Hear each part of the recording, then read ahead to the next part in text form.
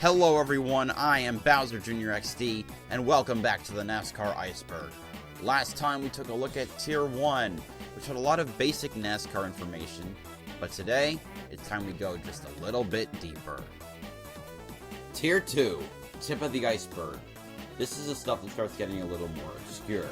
Casual fans will probably know most of these, but some of these they might have to just refresh themselves on. So let's go. 1998 Daytona 500. Historically, Dale Earnhardt dominated Daytona, but the Great American Race always eluded him. Whether he ran out of fuel, whether he cut down a tire on the last lap, whether he ran over a seagull and his engine overheated. For 19 straight years, the 500 was never quite in Earnhardt's grasp. But finally, on its hit number 20 in 1998, a caution on the second to last lap led Earnhardt to finally triumph in the one race he had sought his entire career, and it still stands as one of the greatest victories in NASCAR history. 2020 Daytona 500. This race is known for one thing and one thing only, and that's Ryan Newman's horrendous crash at the end of the race. After contact with Ryan Blaney, he went airborne and hit Corey LaJoie's car in the process, then tumbled across the finish line. Newman was left unconscious after the wreck, and he had to be extracted from his car and taken to the medical center and then the hospital. He would walk out of the hospital 2 days later completely unharmed, but he does not remember the race at all. It was the scariest accident since the death of Dale Earnhardt in 2001, and it's a good reminder of how far safety has come in the sport. Bob POCKRASS. Bob POCKRASS is the leading NASCAR reporter. If there is news, he will get it announced as quickly as he can. News about sponsors, news about race lane, in-race updates about crashes and leaders, etc., etc. In other words, he's the fucking man. Yellow line rule. Following the death of Dale Earnhardt, are you tired of hearing that refrain? NASCAR implemented the yellow line rule at Daytona and Talladega. They added a double yellow line right at the apron. And it was ruled that if you make a pass under that yellow line, you'll get black flagged and have to make a mandatory pit stop. Well, NASCAR is shitty about determining what counts as going under the yellow line.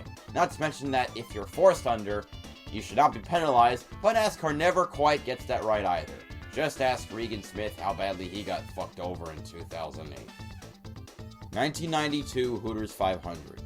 The 1992 Hooters 500 is widely regarded as one of the greatest races in NASCAR history, just due to the amount of storylines that came out of it. It was Jeff Gordon's first race, it was Richard Petty's last race, and among that, a six-way fight for the championship between Kyle Petty, Mark Martin, Harry Gant, Davey Allison, Bill Elliott, and Alan Kulwicki. And it was Alan Kulwicki, the owner-driver with the smallest organization, who prevailed amongst all of the bigger teams. It's a race to remember, and it's definitely a race to watch. If you want more in-depth about this topic, I'm going to leave a link to the video that Slapshoes made about this race. It's definitely worth watching. Started by moonshine runners. Back in the Prohibition era, in order to avoid cops, people who had moonshine and were trying to transport it would change the suspension and the engine of their cars just so they can make them faster and then they can outrun the cops. Eventually, after Prohibition, people who did this decided to start racing each other, and from there, we ended up with NASCAR. Pretty sweet story. EA Sports Games. EA was responsible for most of the NASCAR games in the 2000s, and a lot of these were very highly rated. The biggest example is NASCAR Thunder 2004, which has a really cool ally and rival system based on how you race your opponents. Besides that, it also carries over all the good things about its predecessor, NASCAR Thunder 2003. Great controls, a great career mode, a good number of NASCAR drivers and pace games to pick from, as well as the challenge mode, where you can test your mettle in real-life situations from NASCAR Series Past. It's a really good game, and if you have an Xbox or a PlayStation 2, I'd recommend looking for this title so you can try it out. 866 Pit Lane. 866 Pit Lane is the call number to get on Dave Moody's show on SiriusXM Radio. You can call in on weekdays between 3 to 5 p.m. and ask him a question. And if you get the chance, that's pretty freaking cool. Bushwhacking. Bushwhacking refers to the practice of Cup Series drivers participating in the Xfinity Series races, possibly for just getting ready for the race the next day, or they just want to win. and they won a lot. This was at its worst from 2006 to 2010, as in just about every race, you see a driver from Richard Childress Racing, a driver from Penske, a driver from Roush Racing, a driver from JOCKO Racing from the Cup Series, testing their mettle in the lower tier Xfinity Series. They won damn near most of the races, and it really stunted the pipeline for younger drivers trying to develop and trying to get to Cup.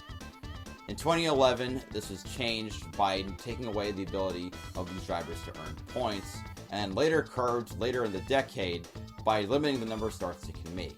While the practice of bushwhacking is still done today, it is nowhere near as bad as it used to be. COT Wing. In 2007, when the car of tomorrow was first unveiled, it had a rear wing instead of a spoiler. This was added to assist with rollovers. Oh yeah, it assisted with rollovers, and by that I mean that it helped them happen. There were multiple instances from 2008 to 2010 of cars that might not have exactly rolled over before going completely airborne. The worst examples being Carl Edwards in 2009 at Talladega with contact with Brad Keselowski, and 2010 with Brad Keselowski flipping with contact from Carl Edwards at Atlanta. NASCAR would eventually put back the spoiler in late March of 2010, and we never had any problems like this again. Michael McDowell Texas crash. I'm just going to let the footage speak for itself. Whoa, whoa, guys, whoa, whoa. Oh, no. Oh, my gosh. I have never seen anything like that in my life. He hit that wall a ton. Oh, my gosh. This crash was Michael's moving around in the car. thankfully, My goodness, that car just hooked. 2003 Carolina Dodge Dealers 400. This race is known for having the closest finish in NASCAR Cup Series history, with a margin of 2 1/1000ths of a second between Kurt Busch and Ricky Craven. Darlington Raceway, the track that held the race, was in a state of decline at the time, and the fantastic finish is credited with keeping the track's spot on the NASCAR schedule. There's only one question to ask. Have you ever? No, I've never. SPINGATE. SPINGATE was a scandal caused by Michael Waltrip Racing in an attempt to manipulate the playoff standings to get one of their drivers, Martin Truex Jr., into the chase. Clint Bowyer spun himself on purpose with less than 10 laps to go to bring out a caution, and their other teammate, Brian Vickers, would pit to give Martin Truex Jr. another spot and give him a better chance of making it into the playoffs. However, radio chatter between the teams was discovered by NASCAR, and once all the evidence became public about what had happened, the team was fined $300,000 and docked 50 owner's points from each team. Martin Truex Jr. would leave the team shortly after, and the team as a whole would dissolve in 2016. Miles the Monster. Dover Motor Speedway is known as the Monster Mile, mainly due to the incredible speed that drivers can take into the banked straightaways and turns. As a result, the track has its own mascot, Miles the Monster. Right outside the speedway is a giant Miles the Monster holding the car that won the previous race there. In addition, drivers that win at Dover will get a replica Miles the Monster as a trophy. Definitely one of the coolest things you can find at any of the racetracks. Hendrick plane crash. In 2004, a plane carrying 10 Hendrick Motorsports employees, including the Sunday owner, Ricky Hendrick, and their engine builder, Randy Dorton, was en route to Martinsville to join the teams, where they were having the NASCAR race that weekend. However, the plane would get lost and eventually crash, killing all 10 people on board. Jimmy Johnson won the race for the team, but only found out after the race about the tragedy. The next race, Jimmy Johnson would feature all 10 employees that had died on his hood and win the race at Atlanta, in loving memory all the way. WHELEN Modifieds. The WHELEN Modified Tour is the oldest touring series in NASCAR history, having run every year since 1948. It is also the only open-wheel division of NASCAR, but it still remains very stock car-esque. Like other lower series, the Modified Tour for the most part is regional, sticking to tracks in the Northeast, such as Stafford Speedway, Thompson Speedway, New Hampshire Motor Speedway, and my home track of Riverhead Raceway. Many a short track driver from the Northeast have made their name in the Modifieds, and it's definitely worth checking out. Confederate flag ban. In June of 2020, following the Black Lives Matter protests and the prodding of Bubba Wallace, NASCAR made the move to ban the Confederate flag from all of its venues. This sparked some outrage from conservatives, as well as Truck Series driver Ray Ciccarelli, who said that he would retire immediately. He then proceeded to drive a few more races in 2020 and 2021, but that's besides the point. Given the negative stereotypes associated with NASCAR, banning the Confederate flag was a good step towards better inclusion within the sport. Streamline Hotel. This one's pretty simple. The hotel that Brian France met with several racers and executives to create NASCAR was called the Streamline Hotel. There's not really much to it, it's just where the deal to make NASCAR was made. Junior Johnson. Junior Johnson is one of the greatest drivers of all time, having driven in the Cup Series from 1953 to 1965. He won 50 races, but he mostly ran part-time, so he never actually won the championship. His greatest strength, though, was his ingenuity. In 1960, he discovered how to draft, especially at Daytona. This allowed him to win the 1960 Daytona 500 despite having the slower car. He also founded Junior Johnson & Associates, one of the greatest teams of all time, having amassed over 100 victories and 6 championships, including 3 straight from 1976 to 1978, before the team closed in late 1995. Some will love him for his skill and hate him for his conniving ways, but he is still a legend. Bill France Sr. Bill France Sr. is the founder and first CEO of NASCAR. As mentioned before, he met with drivers and officials at the Streamline Hotel to create the series. He's also responsible for building Daytona and Talladega. Without him, the sport would never have become what it is today. Drive for Diversity. The Drive for Diversity program is focused on developing female and minority drivers. Former members of this program include Bubba Wallace, Daniel Suarez, and Kyle Larson, while current members of the program include Raja Carruth and Nick Sanchez. Given how well the Cup stars of the program have turned out, I'm excited to see how the next generation performs as well. Throwback Weekend. When the Southern 500 returned to its original Labor Day weekend, NASCAR decided to go all in with a throwback weekend. Many teams brought paint schemes paying homage to NASCAR's past, and NBC even put together a throwback broadcast booth with Ken Squire, Ned Jarrett, and Dale Jarrett. Since then, Throwback Weekend has taken place every year. While it now takes up Darlington's spring weekend as opposed to its fall weekend, Throwback Weekend still remains one of the most exciting parts of NASCAR's schedule.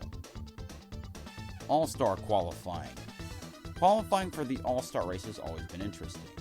The typical format has been 3 laps around the track, along with a 4-tire pit stop to bring the pit crew into it. In some cases, where speed limits were not enforced on pit road, there were some really interesting strategies. However, this year was definitely the most interesting. It involved a tournament-style qualifying, with 2 cars starting side by side before getting a 4-tire pit stop and then racing each other around the track to get to the line first. It's always a spectacle for sure. SMI and ISC. These 2 corporations own most of the tracks on the NASCAR schedule. SMI, or Speedway Motorsports Inc., owns most of the mile-and-a-halfs. In total, they own Atlanta, Bristol, Charlotte, Dover, Kentucky, Las Vegas, Nashville, New Hampshire, Sonoma, and Texas. They also own North Wilkesboro. ISC, or International Speedway Corporation, which was bought by NASCAR in 2019, owns Auto Club, Darlington, Daytona, Homestead, Kansas, Martinsville, Michigan, Phoenix, Richmond, Talladega, and Watkins Glen. They also own Chicagoland. And that's pretty much it, besides the fact that the founder of SMI, Bruton Smith, died a few weeks ago. ARCA Series. The ARCA Series originally began as its own separate stock car division with its own set of veterans. Today, however, after being bought by NASCAR, the ARCA Series is essentially the 4th tier of development, right below the Truck Series. Like the Modified Tour, the ARCA Series has most of its key tracks situated within a specific area, the Midwest. Besides the main ARCA Series, there's also the ARCA Series East, which focuses on tracks in the Southeast, as well as the ARCA Series West, which focuses on tracks on the West Coast. While the racing in the series has definitely become subpar, it still allows us to watch the growth of the next battle. Poor and Stupid. Poor and Stupid is a South Park episode where Cartman attempts to become a NASCAR driver by becoming as poor and stupid as possible, because that's what the Southerners like. I hate it for the same reasons that I hate Talladega Nights. Too many negative stereotypes about the sport. TERESA EARNHARDT. TERESA EARNHARDT is the third wife of Dale Earnhardt Sr. and the stepmom to Dale Earnhardt Jr. Following the death of Dale Earnhardt, she took over DEI and promptly ran it into the ground because she's a power-hungry, cutthroat bitch. Her relationship with Dale Jr. deteriorated, ultimately resulting in him leaving the team, Hendrick Motorsports, in 2008, and DEI shuttered later that year. Add on the fact that TERESA has purposefully blocked Dale Jr. from using his number 8 font that he used at DEI, plus access to some of his old cars, and everyone wishes that TERESA would die a slow and painful death. Polish Victory Lap. When Alan Kulwicki won his first race, which was at Phoenix in 1989, he celebrated by driving around the track in reverse. By doing so, his driver's side was facing the fans, allowing him to wave to them. He would repeat this after he won his championship in 1992, and had planned to do it again if he had ever won the Daytona 500. Following his death, several other drivers, including Rusty Wallace, would repeat the tradition in his stead. Start and Park. A start and park refers to a team that starts a race but retires from it a few laps later. This is usually done in an effort to get money, as by doing this, teams can get the money earned by entering the car without getting the car all banged up. The biggest example that comes to mind for me is Nemco, which ran 5 straight seasons in the Cup Series and start and parking every single damn race that they entered. However, with the institution of the charter system, the start and park has gone the way of the dodo bird, as it is now more incentivized for drivers to attempt every race. Hans device. The Hans device is a head restraint designed to reduce motion of the head during a crash, preventing the effects of a basilar skull fracture. The device first became prominent in NASCAR circles in 2000, following the deaths of Adam Petty and Kenny Irwin Jr. Despite the solution being presented to the problem, teams and officials were very reluctant about using it, even after the deaths of Tony Roper and even Dale Earnhardt. It would take until Blaze Alexander died in October of 2001 for NASCAR to finally mandate the Hans device. Adam Petty. Adam Petty was the first ever 4th generation athlete, being the son of Kyle Petty, the grandson of Richard Petty, and the great-grandson of Lee Petty. He drove for Father Kyle's PE2 team in the Busch Series from 1999 to 2000, and even made his Cup debut for his family team, Petty Enterprises, at the Texas race in 2000. Sadly, his life would be cut short, as he would die that same year at New Hampshire Motor Speedway during practice at the young age of 19. For more information about Adam Petty, I've included a link to Brockbeard's documentary 3 Before February, which focuses in part on Adam Petty's life. Wendell Scott. Wendell Scott was the first African American to race in NASCAR, having driven for his own team, Scott Racing, from 1953 to 1973. He is also known as the first African American to have won in NASCAR, having won at the Jacksonville Fairgrounds in 1964. Given that his best years were in the 60s, much of his career was plagued with racism. However, today, he is lauded as a trailblazer, and he was enshrined in the NASCAR Hall of Fame in 2015. LA Coliseum. The LA Coliseum is a famous football stadium, and it also served as the host of the Busch Light Clash this year. A quarter-mile racetrack was erected right in the center, and the whole event was designed to try and get more fans from the West Coast. Despite the subpar racing, mostly due to the inability to pass on the short track, well, that Joey Logano won, the race was still a success in that 60% of the people who came had never gone to a race before.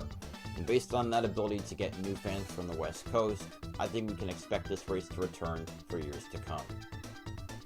JOCKO FLOCKO.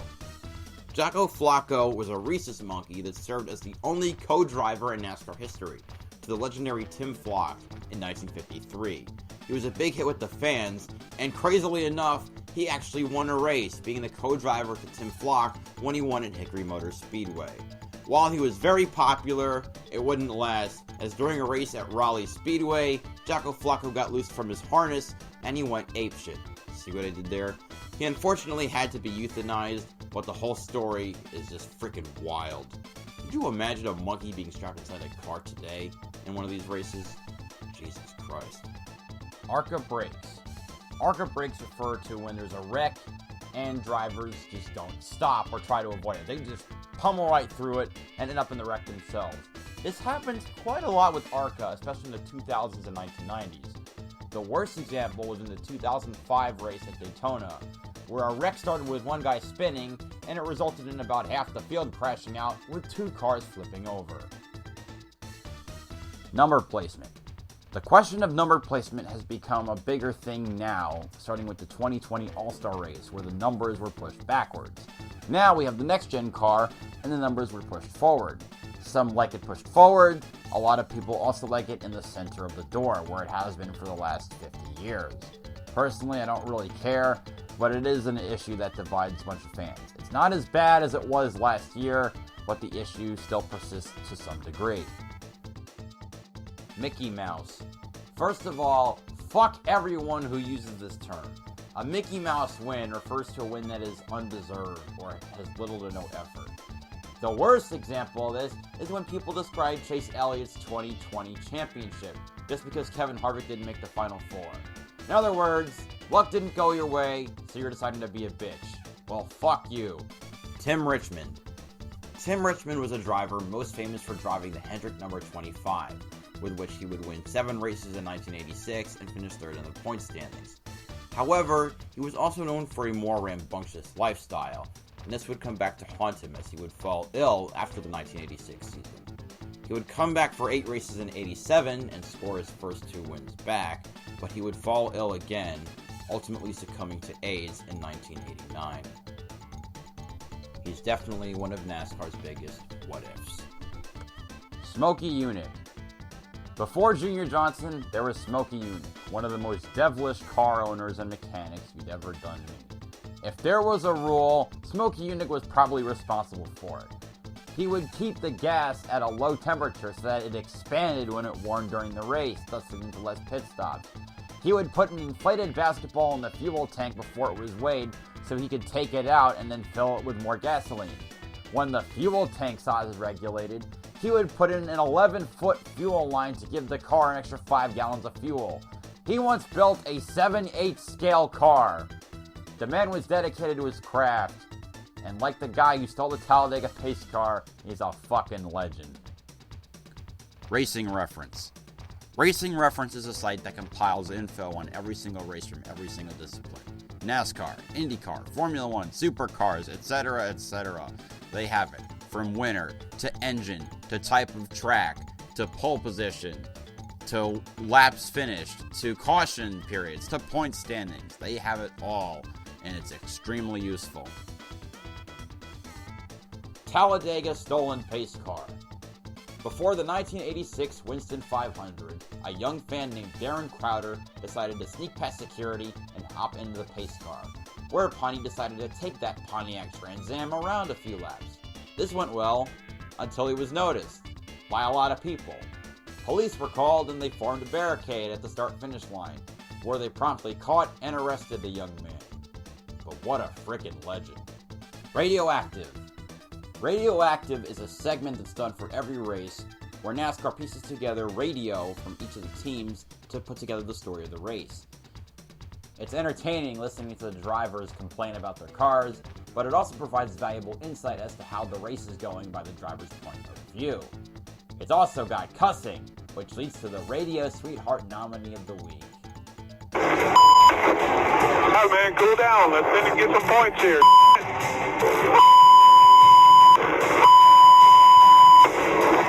God, I love Radioactive. Bristol Dirt Race. Following lackluster attendance at the Bristol Spring Race for several years, NASCAR executives decided to shake it up and turn it into a dirt race. They got a crap ton of dirt and they covered the entire track, setting up for the first dirt race in NASCAR since 1971. Roval. A roval refers to a combination of road course and oval. The most prominent one we have today is the Charlotte Roval, which serves as the final race of the round of 12 in the playoffs. The track utilizes Charlotte's infield road course, but also the outside oval turns, which are turns 9, 10, 13, and 14 on the entire oval course. The Roval caters to the high speed of the ovals as well as the technical precision of navigating the infield road course, and it always produces some of the most intense and best racing in NASCAR. Charter system. The charter system works as thus. A team with a charter, provided they attempt to make every race, will always qualify for the race and receive a decent amount of money from the purse. There are 36 charters available, with 4 open spots for non-charter teams in the grid. While on paper, that seems like a good idea, this does come with some problems. Open teams have it dramatically worse economically, and as such tend to struggle, even if their teams might be better than some of the charter teams. Not to mention that with 36 plus 4, the field size shrank from 43 to 40 when they introduced this system in 2016. Add the fact that a sucky team with a charter will always make every race, and you're always going to have some sort of really terrible car slogging at the back when some other cars might have done better. Pass in the grass. The pass in the grass was not actually a pass, but more a maneuver by Dale Earnhardt during the 1987 Winston, or the 1987 All-Star race. Bill Elliott was trying to run down Dale Earnhardt, and at one point Dale Earnhardt ended up going into the grass with Bill Elliott right behind him. Dale Earnhardt managed to keep the car moving straight and keep the lead as he came into the quad oval and coming out of the grass. While it was not a pass since he kept the lead, the move became known as the pass in the grass. NASCAR YouTubers. There are a lot of them. The biggest ones are the 4 that run the NASCAR Weekly podcast: Black Flags Matter, The Iceberg, Eric Estep, and Danny B Talks. Danny B Talks is most known for his series The Rise and Fall, where he discusses the rise and fall of various NASCAR teams. The Iceberg and Black Flags Matter both talk about past NASCAR events, with Black Flags Matter focusing on driver-specific stories, while the Iceberg focuses on specific incidents. Eric Estep is more like a current news show, where he talks about the events of the week with a quick analysis of the race as well. Besides them, you have the compilation makers, MMCS, KKB, Jake Baskinger, and all of them rehash the same content over and over and over. My 2 favorites are Slapshoes and Brock Beard, who both make documentary-style videos. Slapshoes tends to focus on NASCAR history, while Brock Beard looks at the drivers who always race in the back of the field. Fireball Roberts. Fireball Roberts was one of NASCAR's first stars, racing from 1950 to 1964 and winning 33 races, including the 1962 Daytona 500. However, his biggest legacy would be his death. During the 1964 World 600, now the Coca-Cola 600, Fireball Roberts would crash and his car would burst into flame. Roberts was trapped in the car and would ultimately receive burns on 80% of his body before getting pulled out of the car. He would later succumb to his burns and die later in the hospital. As a result of Fireball Roberts' death, NASCAR would eventually mandate fire retardant suits for all the drivers, thus leading to the fire suits that all drivers wear during a race. Jeff Gordon T-Rex car. For the 1997 Winston, Jeff Gordon's team, led by Ray Evernham, designed a car that was meant to push the regulations as far as it would go. And it was proving to be fast, as it had already been able to shave off tenths of a second during practice. With a Jurassic Park ride paint scheme on the car, Jeff Gordon wheeled that car from the back to the front twice to ultimately win the All-Star race by a large margin. The car would later be banned the next day through regulation changes, and it was never raced again. Juan Pablo Montoya jet dryer. During the 2012 Daytona 500, during a caution, Juan Pablo Montoya's rear suspension broke, causing him to lose control of his car and send it careening towards a jet dryer. The resulting impact, combined with leaking fuel from the car, resulted in the jet dryer igniting, creating a gigantic fire that resulted in a red flag of over 2 hours to clean up the damn track. Montoya has had a long and storied career in motorsports, and this is definitely the low point of his career. Consistently inconsistent. NASCAR is notably piss poor about implementing penalties and cautions. A driver could spin out on the front stretch for 7 seconds and then get it going and not bring out a caution, but the next lap a driver could graze the wall and that could bring out a caution. Similarly, a driver could get bopped for an infraction, but a driver who does a similar action or the same action might not get bopped for it. This is especially egregious in terms of 1994 Goody's 250. Oh boy. It's the spring race at Bristol in the NASCAR Busch Series in 1994. The white flag is out, and Mark Martin is leading the field. However, he must have thought he had taken the checkered flag, or something must have gone wrong in his brain, because after coming out of turn 4, Mark Martin goes down pit road instead of going down the front stretch to take the checkered flag.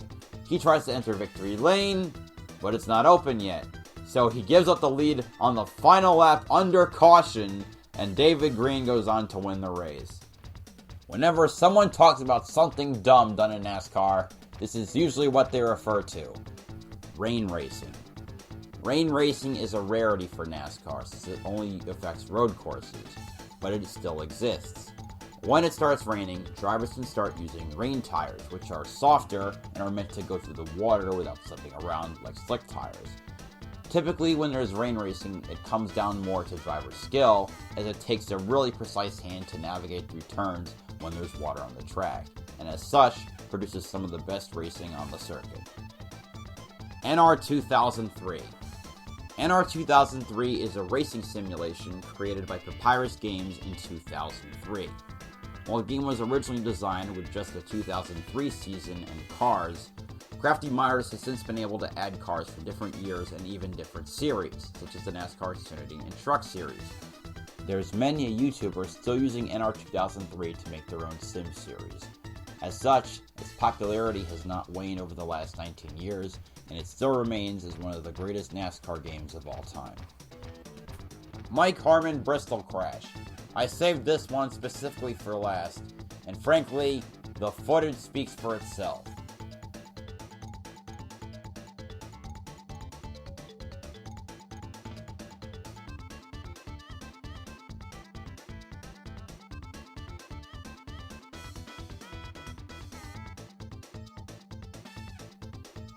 The fact that Mike Harmon did not die is a goddamn miracle. And that's going to do it for Tier 2 of the Iceberg. I hope you enjoyed the video. I hope I'll see you again in a few weeks, because this is where the lore starts to really come alive. This is Bowser Jr. XD signing off. Have a good one.